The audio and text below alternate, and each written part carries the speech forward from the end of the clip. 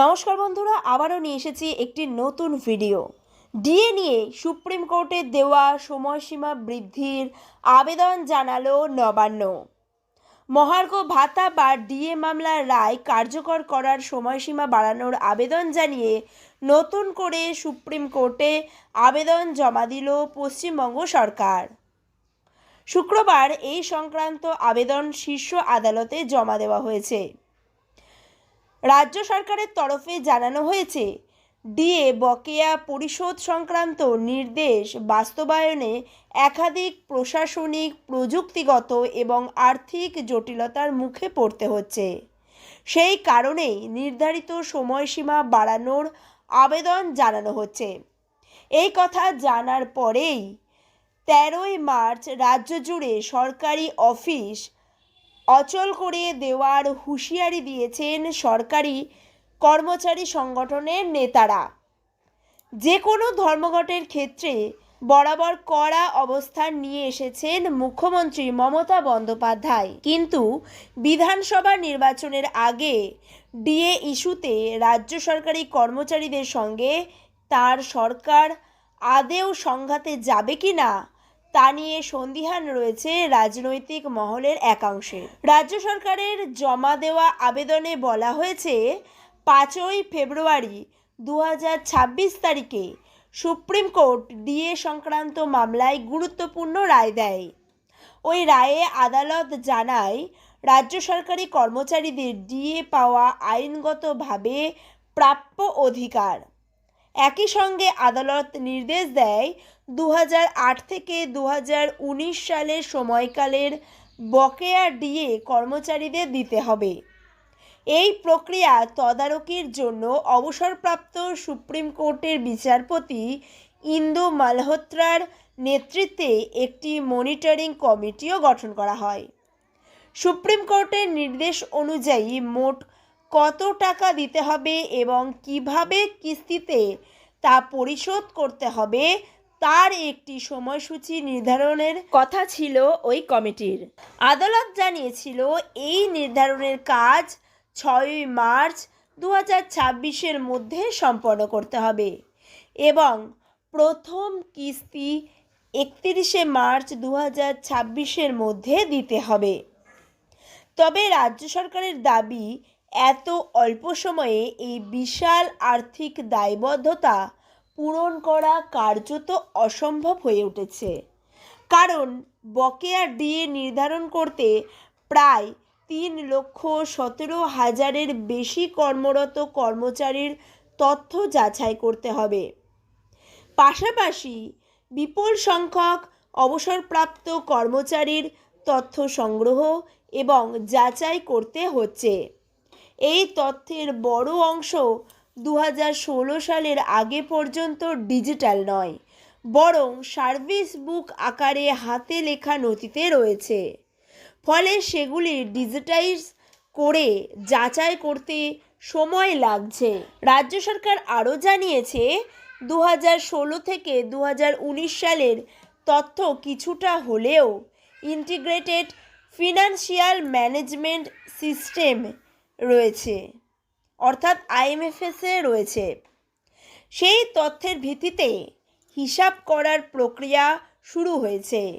কিন্তু 2008 থেকে 2015 সালের তথ্য সংগ্রহের জন্য আলাদা একটি অনলাইন পোর্টাল তৈরি করতে হচ্ছে, যেখানে কর্মচারীরা নিজেদের তথ্য আপলোড করবেন এবং তা যাচাই করা হবে। এই পোর্টাল চালু করতে প্রযুক্তিগত প্রস্তুতি এবং নিরাপত্তা যাচাই প্রয়োজন। রাজ্য সরকারের আবেদনে আর্থিক চাপের কথাও উল্লেখ করা হয়েছে। সরকারের দাবি, বকেয়া ডিএ পরিশোধের মোট পরিমাণ হাজার হাজার কোটি টাকায় পৌঁছাতে পারে। একই সঙ্গে রাজ্যের আর্থিক সীমাবদ্ধতা, ঋণ গ্রহণের নিয়ম, fiscal responsibility and budget management FRBM আইনের সীমা এবং আসন্ন বিধানসভা নির্বাচনের ব্যয়ের মতো বিষয়গুলো বিবেচনা করতে হচ্ছে। এছাড়াও প্রশাসনিক দিক থেকেও বড়সড় প্রক্রিয়া সম্পন্ন করতে হবে বলে জানানো হয়েছে।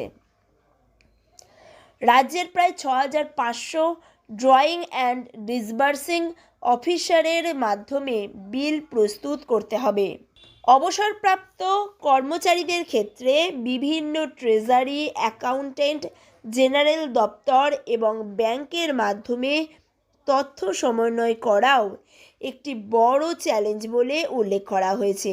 এই সমস্ত কারণ দেখিয়ে রাজ্য সরকার সুপ্রিম কোর্টের কাছে অনুরোধ করেছে বকেয়া ডিএ প্রদানের সময়সীমা বাড়ানো হোক। আবেদনে বলা হয়েছে অন্তত 25% বকেয়া ডিএ এবং প্রথম কিস্তির অর্থ 31শে ডিসেম্বর 2026-এর মধ্যে দেওয়ার অনুমতি দেওয়া হোক। তবে রাজ্য সরকার জানিয়েছে পরিস্থিতি অনুকূল হলে এর আগেই পরিশোধের চেষ্টা করা হবে। অন্যদিকে রাজ্য সরকার একই সঙ্গে এই রায়ের বিরুদ্ধে রিভিউ পিটিশন দাখিলের প্রস্তুতিও নিচ্ছে বলে আদালত জানিয়েছে। তবে রিভিউ পিটিশনের ফলাফলের অপেক্ষা না করেই রায় বাস্তবায়নের জন্য প্রয়োজনীয় পদক্ষেপ করা হচ্ছে বলেও রাজ্যের তরফে জানানো হয়েছে। এই আবেদনের প্রেক্ষিতে সুপ্রিম কোর্ট কী নির্দেশ দেয় তার দিকেই এখন তাকিয়ে রয়েছেন রাজ্যের লক্ষাধিক সরকারি কর্মচারী এবং অবসরপ্রাপ্তেরা। তবে কোঅর্ডিনেশন কমিটির নেতা বিশ্বজিৎ গুপ্ত চৌধুরী বলেছেন, তারা অনেক লড়াই করে দেশের সুপ্রিম কোর্ট থেকে অধিকার ছিনিয়ে এনেছেন। আবার তাদের ন্যায্য অধিকার কেড়ে নেওয়ার চেষ্টা হচ্ছে। এমন প্রচেষ্টা হলে তারা সেই অধিকার কেড়ে আনতে জানে। 13ই মার্চ রাজ্য জুড়ে পশ্চিমবঙ্গের সরকারি কর্মচারীরা প্রতিবাদ করে রাজ্য সরকারকে তাদের শক্তি দেখিয়ে দেবে।